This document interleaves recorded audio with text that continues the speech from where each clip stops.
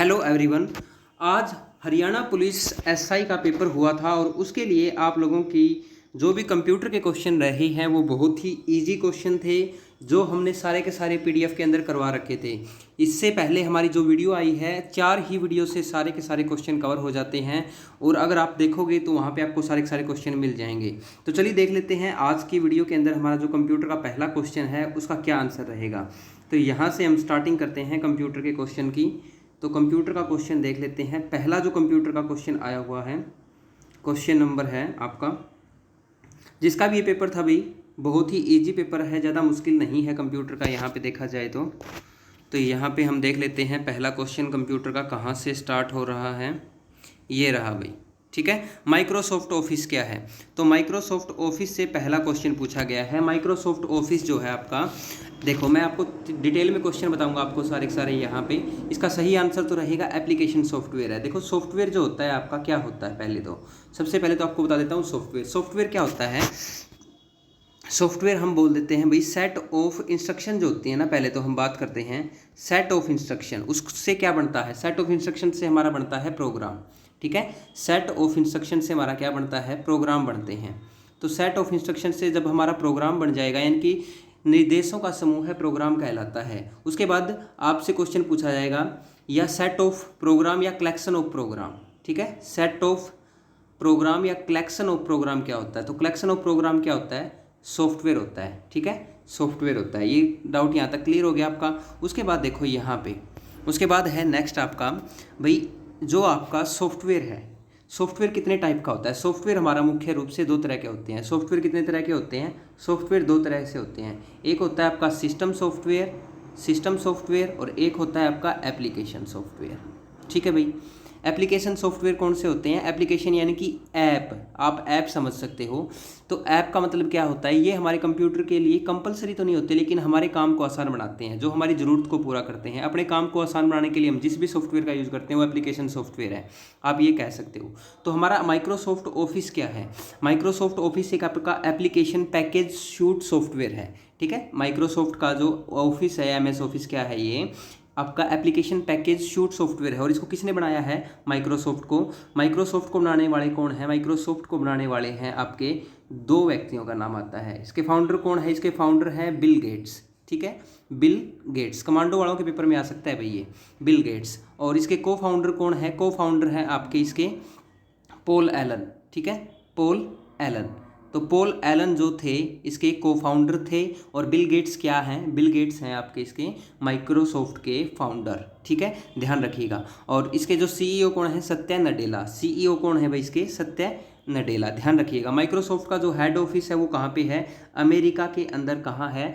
Raymond के अंदर है भाई। अमेरिका में कहाँ पे है? वॉशिंगटन में, वॉशिंगटन डीसी में, रेमंड में है, रेमंड में, वॉशिंगटन डीसी रेमंड के अंदर है। तो आपको ये ध्यान रखनी है सारी चीज़ें, ठीक है। इसके अलावा नेक्स्ट क्वेश्चन है बेसिक भाषा का प्रयोग किया जाता है। तो बेसिक जो भाषा है हमारी, उसका प्रयोग किया जाता है सरल प्रोग्रामिंग सीखने में। तो बेसिक की फुल फॉर्म भी पूछी जा सकती है। बी का मतलब होता है बिगनर्स। बी का मतलब क्या होता है? बिगनर्स। ए का बिगनर्स, और देखो यहाँ पे मैं आपको लिख देता हूँ beginners all purposes, all purposes, beginners और purposes symbolic instruction code, beginners all purposes symbol instruction code. तो बी का मतलब basic, all purposes symbol instruction code, याद रखिएगा। तो बेसिक एक किस तरह की भाषा है? ये एक आपकी हाई लेवल लैंग्वेज है। कौन सी लैंग्वेज है? हाई लेवल लैंग्वेज, क्लियर है। इसके अलावा व्यवसाय में किसका यूज किया जाता है? व्यवसाय के लिए कौन सी भाषा का यूज किया जाता है? कोबोल का यूज किया जाता है। गणित के अंदर कौन सी भाषा का यूज किया जाता है? फॉर्मूला ट्रांसलेशन, यानी कि पहली प्रोग्रामिंग भाषा पूछ ली जाए हाई लेवल लैंग्वेज की, पहली प्रोग्रामिंग भाषा कौन सी थी? तो पहली प्रोग्रामिंग भाषा आपकी फोरट्रान थी। लेकिन हमारा इसके लिए सही आंसर क्या रहेगा? सरल प्रोग्रामिंग भाषा सिखाने में। गणना और तुलना के लिए कंप्यूटर के किस भाग का प्रयोग किया जाता है? तो देखो गणना और तुलना के लिए कंप्यूटर के किस भाग का प्रयोग किया जाता है? कंप्यूटर के अंदर अगर हम बात करें सीपीयू के अंदर हमारे 3 पार्ट होते हैं। एक होता है आपका मेमोरी, एक होता है सीयू और एक होता है एएलयू, ठीक है। मेमोरी का मतलब क्या है? मेमोरी का मतलब होता है आपका डेटा को स्टोर करना। डेटा को स्टोर करने के लिए मेमोरी का यूज करते हैं। कंट्रोल यूनिट क्या करती है, एक प्रबंधक का कार्य करती है।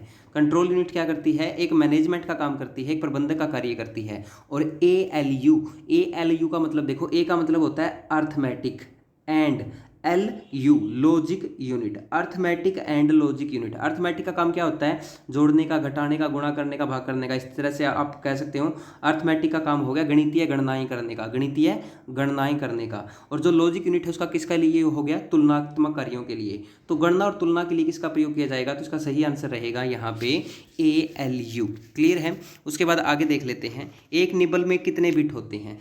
इंपॉर्टेंट क्वेश्चन है। एक निबल के अंदर 4 बिट होते हैं भाई। एक निबल के अंदर कितने होते हैं, 4 बिट होते हैं। बिट का मतलब क्या होता है, 0 या 1। बिट का मतलब क्या होता है, 0 या 1। या बिट का मतलब आप क्या समझ सकते हो, बिट का मतलब होता है एक बाइनरी डिजिट, एक बाइनरी डिजिट। सबसे स्मॉलेस्ट यूनिट पूछी जाए आपसे, सबसे स्मॉलेस्ट यूनिट ऑफ मेमोरी, ठीक है। तो कंप्यूटर मेमोरी की सबसे छोटी यूनिट क्या होती है, बिट होती है।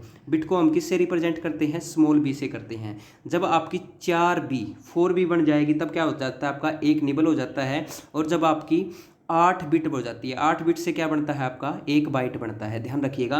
तो इसका सही आंसर क्या रहेगा हमारा, इसका सही आंसर रहेगा 4 बिट। इसका सही है, सारे क्वेश्चन सही हैं भाई, जिसका भी ये पेपर था। वाईफाई, देखो वाईफाई के बारे में क्वेश्चन बनता है आपका। वाईफाई का पूरा नाम क्या है, वाईफाई का पूरा नाम है वायरलेस फिडिलिटी। किस तरह का नेटवर्क है वाईफाई आपका, ये एक वायरलेस लोकल एरिया नेटवर्क है, WLAN है। WLAN का मतलब क्या होता है, वायरलेस लोकल एरिया नेटवर्क है। अगर आपसे पूछा जाए जो वाईफाई है इसका पोर्ट नंबर क्या होता है वाईफाई का, तो इसको किसने बनाया था, IEEE स्टैंडर्ड ने इसकी डेवलप किया है। और इसका जो इसका पोर्ट कोड क्या होता है, इसका 802.11, 802.11। यानी कि आपसे ये भी पूछा जाता है कि वाईफाई को और किस नाम से जाना जाता है, तो वाईफाई को आप ये भी कह सकते हो 802.11। तो ये वाईफाई का ही एक नाम है, ठीक है। उसके बाद क्या है, कंट्रोल शिफ्ट और आल्ट। कंट्रोल शिफ्ट और आल्ट क्या है, तो ये क्या है आपकी मॉडिफायर की है। मॉडिफायर की के अलावा इनको क्या बोलते हैं, कम्बिनेशन की भी बोल देते हैं, कम्बिनेशन की या मॉडिफायर की। इसका काम क्या होता है, ये कभी भी अकेले काम नहीं करती, ये अपने साथ किसी ना किसी पार्टनर को लेके चलती हैं। यानी कि अकेले काम ना करने की वजह से इनको कम्बिनेशन की कहा गया है। इनके साथ कोई ना कोई दूसरा पार्टनर होता है। जैसे कंट्रोल के साथ अगर हम ए लगा देंगे, कंट्रोल के साथ ए लगा देंगे तो क्या हो जाएगा, सेलेक्ट ऑल। यानी कि पूरे के पूरे पेज को, डॉक्यूमेंट को सिलेक्ट करने के लिए हम कंट्रोल ए का यूज करते हैं। इसी तरीके से शिफ्ट के साथ हम कोई भी सिंबल प्रेस करना है कीबोर्ड के ऊपर, तो वो शिफ्ट के साथ आप इजीली प्रेस कर सकते हो। आल्ट का काम क्या होता है, आल्ट के साथ जैसे हमने कोई शॉर्टकट की लगा दी F4, तो इसका यूज किस लिए करते हैं, एग्जिट के लिए। यानी कि अपने आप कभी भी ये काम नहीं करती अकेली, अपने साथ पार्टनर को लेकर चलती है, इसीलिए इनको मॉडिफायर की भी बोलते हैं और इनको कम्बिनेशन की भी बोलते हैं। उसके बाद नेक्स्ट क्वेश्चन देख लेते हैं। नेक्स्ट क्वेश्चन है हमारा कंप्यूटर का, बहुत इजी क्वेश्चन थे, इसको शेयर कर दीजिए भाई। और कमांडो की तैयारी के लिए यहाँ से क्वेश्चन जो है आपके बहुत इंपॉर्टेंट रहेंगे। अगर आपने वीडियो नहीं देखी है तो 1100 क्वेश्चन की जो वीडियो है उनका लिंक मैं डिस्क्रिप्शन में दे देता हूँ। और उनकी PDF चाहिए तो उसका डिस्क्रिप्शन में आपको फेसबुक ग्रुप और टेलीग्राम ग्रुप का लिंक दे रखा है, वहाँ से भी आप हमसे जो है PDF ले सकते हो। अगर आपको वहाँ नहीं मिल रही तो आप मुझे व्हाट्सअप पर मैसेज कर सकते हो, जिसका लिंक मैंने नीचे दे दिया है। वहाँ पर भी मैं आपके पास पर्सनली PDF भेज दूँगा। क्लियर है। उसके बाद आगे देख लेते हैं कंप्यूटर के 1-2 क्वेश्चन और आए हुए हैं। चलिए क्वेश्चन देख लेते हैं कंप्यूटर का। ये आ गया भाई, F1 से F12 तक की जो कुंजियाँ होती हैं उनको क्या बोलते हैं, तो F1 से लेके F12 देख, कीबोर्ड से बहुत सारे क्वेश्चन आए भाई, कीबोर्ड के क्वेश्चन बहुत आने लग गए हैं। तो F1 से लेके F12 तक जो कुंजियाँ होती हैं वो क्या होती हैं, आपकी फंक्शन की होती हैं। F1 का काम क्या होता है, हेल्प के लिए होता है। किसी भी आप एप्लीकेशन के अंदर अगर कोई भी काम कर रहे हो तो F1 दबाओगे तो हेल्प के लिए होता है। उसी तरीके से F2 का काम क्या होता है, F2 का काम होता है रीनेम के लिए, रीनेम यानी कि दोबारा से नाम लिखने के लिए। F3 का काम किस लिए होता है, सर्च के लिए होता है भाई, सर्च के लिए। F4 को हम मोस्टली किसके साथ यूज़ करते हैं, F4 को हम आल्ट के साथ यूज़ करते हैं, आल्ट के साथ, आल्ट प्लस F4 एग्जिट के लिए होता है। F5 का यूज़ किस लिए करते हैं भाई, F5 का यूज़ करते हैं रिफ्रेश के लिए। किसके लिए यूज़ करते हैं, रिफ्रेश के लिए, ठीक है।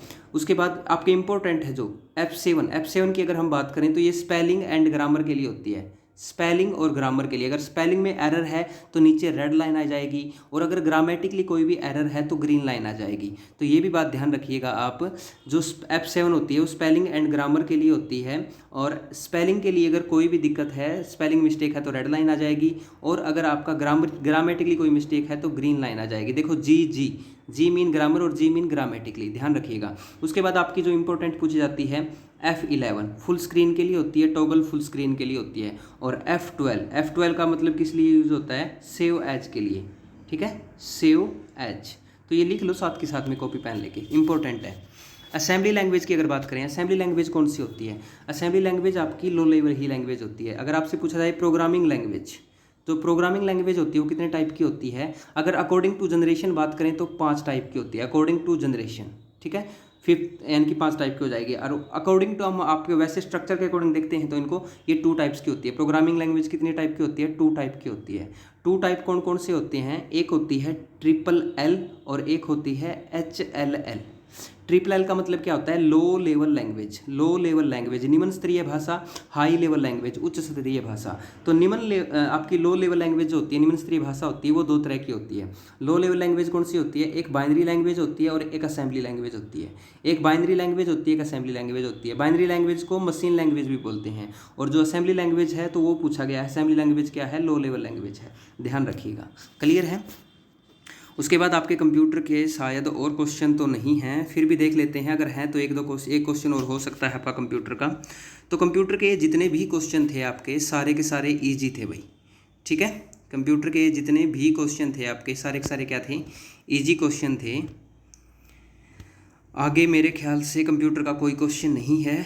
फिर भी अगर आपका कोई डाउट है किसी भी क्वेश्चन को लेके या और डिस्क्रिप्शन में करवाना है आपको भाई, और डिटेल के साथ करवाना है, तो आप मुझसे नीचे कमेंट सेक्शन में कमेंट कर सकते हैं। और आपको ये वीडियो कैसी लगी, और हमारे 1100 क्वेश्चन की अगर आप वीडियो कर लेते हो तो आपका सफिशिएंट रहेगा, आप वहाँ से आपके सारे के सारे क्वेश्चन कवर हो जाएंगे, ठीक है भाई। इस वीडियो में चलो इतना ही, वीडियो को ज़्यादा से ज़्यादा शेयर कर दो, बेल आइकन को प्रेस करके चैनल को सब्सक्राइब अवश्य कर लेना। Thank you, all the best, have a good day.